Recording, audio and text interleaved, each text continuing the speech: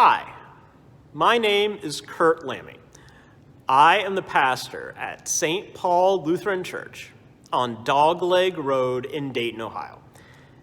And I'd like to take a moment today to think with you about the question, why should I tell others about Jesus when they're not going to listen to me anyway?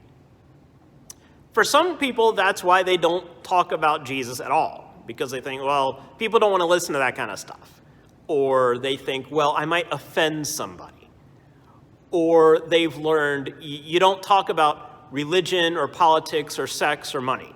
Anything else is fair game, but don't talk about those because you might offend somebody. And we don't want to be offensive, so we're just not going to talk about Jesus. Or they think, if I do talk about Jesus, then I'm going to be seen as some kind of weird person, some Jesus freak person. And they'll judge me, and they'll get the wrong idea about me, and they'll think that I'm like those other Christians who talk about Jesus a lot when I'm not really like them. And I just don't want to go there, so I'm just not going to say anything.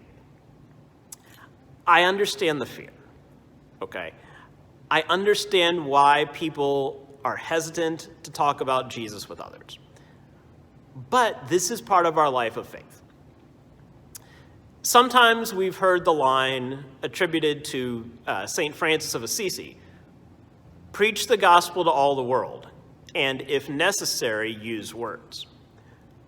Sometimes people hear that line and they think, well, I can preach the gospel just by my actions. I can just go out and do loving things and be nice to people, and I don't have to use words. He said, if necessary, use words. Well, maybe it's not always necessary. Well, anybody can go out and do nice things for others. As Christians, we show love to other people because God has shown love to us. We go out and we share the gospel with other people, and we use words to do it. We have the name of Jesus on our lips, and we tell them. But then that goes back to our fear of offending people or our fear of them not listening. Well, that's not always the case, though. Think about the parable that Jesus told about the guy who went out and threw seed on the ground, the parable of the sower. Some of the seed fell on rocky soil, some of the seed fell on the ground and the birds came and ate it up. Some of the seed fell among thorns. Some of the seed fell on good soil. And the different types of soil responded to the seed in different types of ways. The seed was the same, okay? That was still the good news, the gospel. You're still spreading it out to other people, but you don't know what kind of ground they are. Maybe they're hard soil, maybe they're soil where the birds will come and eat it, maybe there's soil with thorns in it, but you never know when that seed is going to take root. Maybe they're good soil, or maybe that other type of soil just needs the seed on it to grow in that environment. People need to hear the good news, and they need to hear it from you. Think of it this way. You have no idea of all of the people in your life who you've affected, whose lives you've touched. There are some people in this world who probably remember you for doing something for them that you have completely forgotten about.